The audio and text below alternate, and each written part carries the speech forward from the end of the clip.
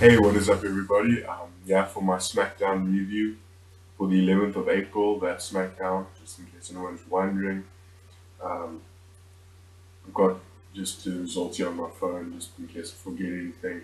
Probably won't be talking about every single little thing, just the important things.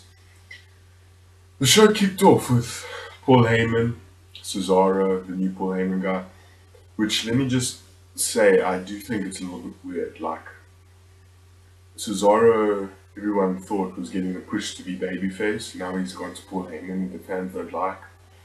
And I almost got the feeling watching this that the focus is on Paul Heyman, showing Paul Heyman, giving him tactics, what to do, talking about how he's the best manager in the world. I kind of have the feeling like this is more about Paul Heyman than Cesaro, when Cesaro is the one who's supposed to be in the push. Which makes me a little bit worried that Cesaro's going to get left behind. It's all about Paul Heyman, Paul Heyman, Paul Heyman. Hopefully that won't happen. Hopefully Cesaro will still be babyface. He did some incredible things. He lifted the Big Show for his finisher. We didn't get to see the swing because Jack Swagger came out and got Cesaro disqualified. Got Big Show disqualified by putting the ankle lock on Cesaro. Cesaro won that match by disqualification. That finisher after that.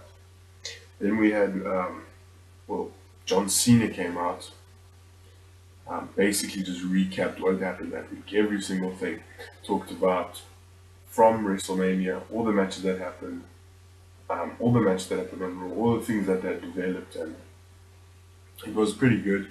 He's good on the mic. He was a good storyteller. He told it well. Um, Talking about the new song that the Raw crowd invented, John Cena sucks, that whole thing. It was a great crowd on Raw, I should probably say. I don't think I said that in my review, but that crowd at Raw was one of the best crowds you will ever see. It was an excellent crowd. But yeah, back into that. John Cena just talks about everything that's happened, talks about how he used the measuring stick, and boom, the sheep mask appears across the screen. Bray Wyatt starts talking, and I have this feeling now. Obviously, people have had this feeling for a very long time, thinking John Cena's going to turn heel, but he just hasn't changed. Time and time again, John Cena stayed exactly the same. But John Cena won at WrestleMania, which means that the feud doesn't really have much going for it because the good guy overcame the obstacles of the first match. But they obviously are going to continue on.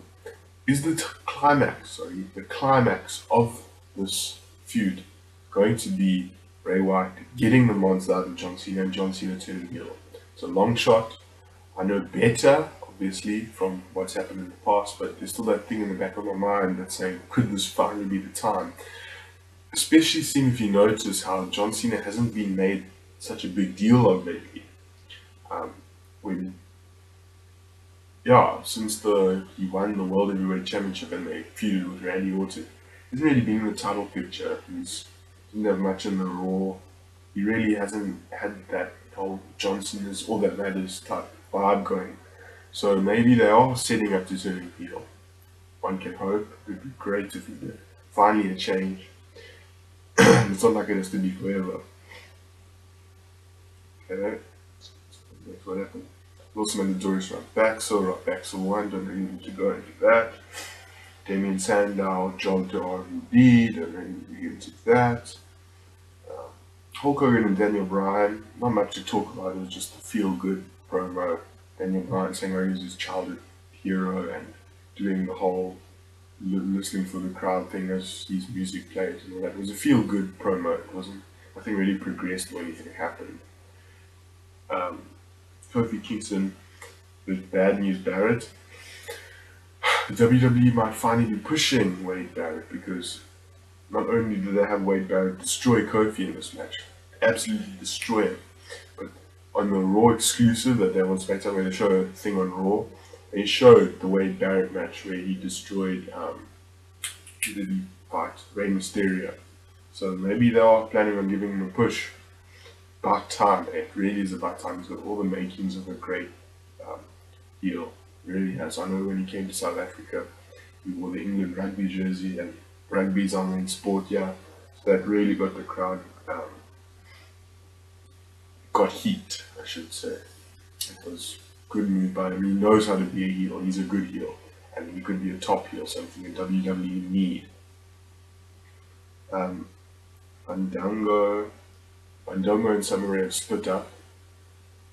Um, Tweeted her, obviously this was all storyline. Well, I assume it's all storyline. Tweeted her, did you get the text? It's more you than me. It's over. Now he's going out with Layla, and Layla helped him get the win by stealing the Cobra from Santino and gave Fandango the steal, rolled him up 1, 2, 3. So Fandango won that.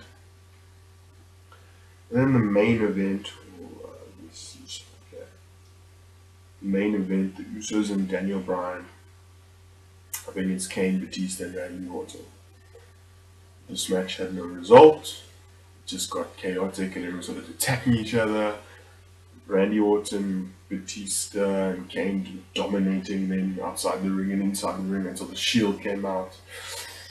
And this got me thinking, Triple H is going to be the one to fight Daniel Bryan. Triple H wants the title.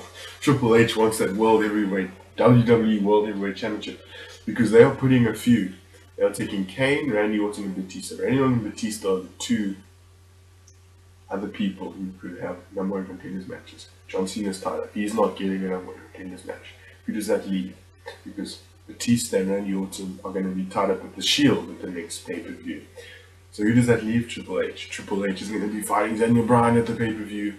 Don't put it past Triple H to take the belt away from him already either. Yeah, that's the end of the show. I went carrying on, thinking it was Raw that I didn't want to talk about. But yeah, that was SmackDown. It was a good show.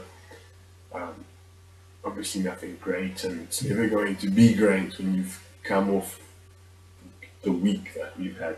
WrestleMania, Raw, just all of the sad passing of Ultimate Warrior, rest in peace. WWE said they're going to have tribute on Monday Night Raw for him.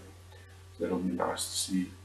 Just being a chaotic week, and episode of SmackDown was never going to be anything special. But enjoyed it. It was an okay show. Got a few things going. A few thoughts went into my mind. I'm excited for Raw. Cheers.